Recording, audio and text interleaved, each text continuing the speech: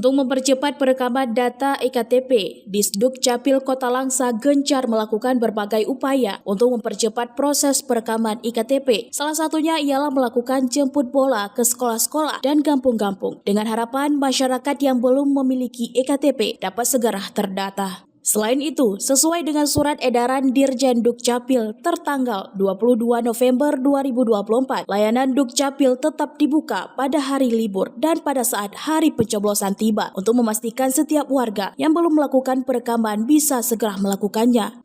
Kepala Dinas Kependudukan dan Pencatatan Sipil Kota Langsa, Henry Sunandar, menyebutkan hingga saat ini sebanyak 96,76% dari total wajib KTP di Kota Langsa atau sekitar 125.635 jiwa sudah melakukan perekaman EKTP. Pihaknya masih terus berupaya agar seluruh wajib KTP yang berjumlah 129.869 dapat terdata dengan baik. Meski sudah mencapai angka yang signifikan, masih terdapat sekitar 4.234 jiwa yang belum melakukan perekaman EKTP. Disduk Capil Kota Langsa terus mengajak warga untuk segera melakukan perekaman agar hak pilih mereka pada pilkada mendatang dapat terlaksana dengan baik. Untuk perekaman kita sudah mencapai persentase 96,76%.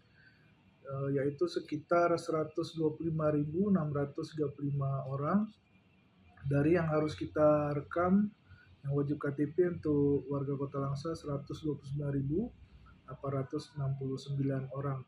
Jadi yang belum terekam sekitar 4.234. Kemudian untuk identitas kependudukan digital itu sudah di kisaran 31,16%, di atas target nasional tahun 2024 30%, dan kita akan memacu terus agar lebih meningkat untuk persentase identitas kependudukan digital. Dengan upaya yang terus dilakukan oleh pihaknya, Henry berharap perekaman EKTP dapat berjalan lancar dan selesai tepat waktu sehingga pelaksanaan Pilkada 2024 berjalan lancar dan semua warga dapat menggunakan hak pilih mereka. Dari Kota Langsa, Selly Novita melaporkan untuk Puja TV.